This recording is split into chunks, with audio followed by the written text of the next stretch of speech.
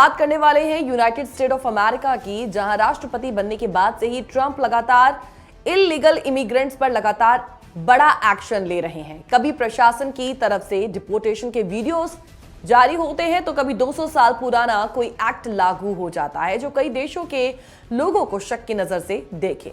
लेकिन इसके बीच century cities भी हैं जहां अवैध इमिग्रेंट्स अब तक सबसे सुरक्षित रहे हैं। यहां तक कि वॉशिंगटन भी इन शहरों में इमिग्रेंट्स पर हावी नहीं हो सका है। तो आज सबसे पहले हम आपको बताएंगे कि क्या है इन शहरों का फलसफा जो बिना डॉक्यूमेंट्स रहते लोगों को सुरक्षा देता है। सबसे पहले जानते हैं कि सेंचुरी सिटीज होती क्या हैं और ये इस वक्त ठिकाना क्यों बन रही हैं।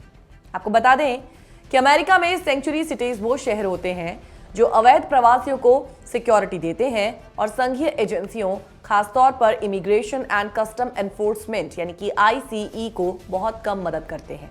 ऐसे 100 से ज्यादा शहर हैं, लेकिन ये इलाके सेंचुरीज क्यों बने ये भी जानते हैं। इसके कई कारण रहे हैं। कई शहरों ने मानवीय, सामाजिक और राजनीतिक कारणों से खुद को सेंचुरी घोषित किया। मसलन अवैध इमिग्रेंट्स में से कई ऐसे हैं जो सालों से अमेरिका में रहते आए हैं। कई प्रवासी युद्ध, गरीबी, अपराध या उत्पीड़न से भाग कर आए होते हैं और परिवार समेत बस चुके होते हैं।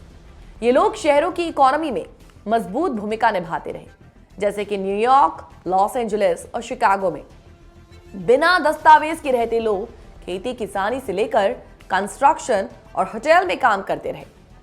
फेडरल सरकार इन पर कड़ाई करना चाहती है, लेकिन अमेरिका में राज्यों के पास भी काफी ताकत है और वो अपने लिए काम करते इन लोगों को हटाकर अपनी ही इकोनॉमी को कमजोर नहीं बनाना चाहते। तो ऐसे में सेंचुरी सिटीज लोगों को अपने यहां पनाह देती रही है और संघ की एजेंसियों से बचाती रही है। तो चलिए अब आगे हम जानते हैं कि ट्रंप और सेंचुरी सिटीज इन दोनों के बीच में आखिर कितना टकराव है। देखिए, ट्रंप सरकार ने अवैध प्रवासियों के खिलाफ सख्त रुख अपनाया है और सेंचुरी सिटी को उनके रुख के कारण निशाने पर लिया। अब एडमिनिस्ट्रेशन चाहता है कि लोकल पुलिस आईसीई के साथ मिलकर अवैध प्रवासियों को पकड़ने में मदद करे। अब ट्रंप ने पहले टर्म में आते ही एग्जीक्यूटिव ऑर्डर साइन किया था और इसे ना मानने वाले राज्यों की फंडिंग में कटौती की भी धमकी दी। तनातनी इतनी बढ़ गई थी कि कई सेंचुरी सिटीज ने उस वक्त सरकार के आदेशों के खिलाफ मुकदमे दायर किए और कुछ मामलों में कोर्ट ने भी इन शहरों के पक्ष में फैसले दिए। जैसे ट्रंप के पहले कार्यकाल में न्यूयॉर्क, लॉस एंजलिस और शिकागो की फंडिंग रोकने की कोशिश हुई। क्यों? क्योंकि वो अवैध प्रवासियों को देने से इनकार कर रहे थे और तब तीनों ही जगहों की अदालतों ने फैसला दिया था कि संघीय सरकार राज्यों और शहरों को उनके कानूनों, नीतियों को बदलने के लिए मजबूर नहीं कर सकती। कई और शहरों में भी ज्यादातर मामलों में प्रशासन पर राज्य की अदालतें भारी रही हैं। तो इस तरीके से ट्रंप और सेंचुरी सिटीज के बीच में ऐसा टकराव देखने को मिला है टेन्योर फर्स्ट में भी और अब टेन्योर सेकंड में भी देखने को मिल रहा है। जब हम सेंचुरी सिटीज की बात करते हैं तो बता दें कि कई शहरों और राज्यों ने कानून बनाए हैं जो स्थानीय पुलिस को आईसीई के साथ सहयोग से रोकते हैं। मसलन के कैलिफोर्निया, न्यूयॉर्क, इलिनॉइस और मैसाचुसेट्स जैसे राज्यों में ऐसे रूल्स हैं जो लोकल अधिकारियों को फेडरल इमिग्रेशन अधिकारियों के साथ इमिग्रेंट्स की इंफॉर्मेशन शेयर करने से रोकते हैं। कई जगहों पर नो आईसीई डिटेनर्स पॉलिसी है। वो स्थानीय जेलों में रखे गए अवैध प्रवासियों को आईसीई तब तक नहीं सौंपेंगे जब तक कि उनके खिलाफ गंभीर अपराध के आरोप ना लग जाए।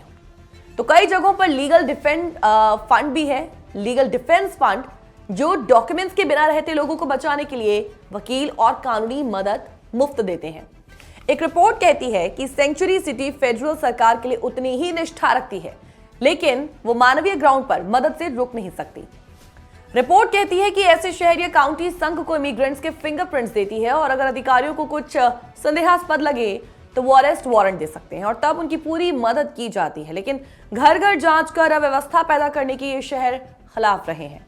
तो एक तरफ सेंचुरी सिटीज हैं, जो दूसरी ओर कुछ राज्य अवैध प्रवासियों के प्रति सख्त नीतियां अपनाते रहे हैं। टेक्सास ने भी संघीय इमिग्रेशन कानूनों को कड़ाई से लागू करवाया है और लगातार ये देखता रहा है कि उसके यहाँ बगैर दस्तावेज के बाहरी लोग ना बस जाए।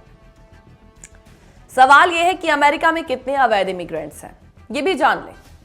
इस देश में बाहरी लोगों की संख्या काफी ज्यादा रही है। साल 2019 में इस देश में इमिग्रेंट्स की संख्या 5 करोड़ से ज्यादा थी और ये तब दुनिया में कुल आप्रवासियों का 19%, जबकि अमेरिकी जनसंख्या का 14% था। और इनमें से लगभग 1 करोड़ 10 लाख ऐसे लोग हैं जो बिना लीगल दस्तावेज के रह रहे हैं। डेक्कन हेराल्ड में छपी एक रिपोर्ट कहती है कि सरकारी हवाले में कहा गया है कि हर 10 में से 8 लोग अवैध तौर पर ही एक दशक निकाल देते हैं। वैसे अवैध शरणार्थियों के बारे में एक निश्चित संख्या तक पहुंचना आज भी मुश्किल ही लगता है।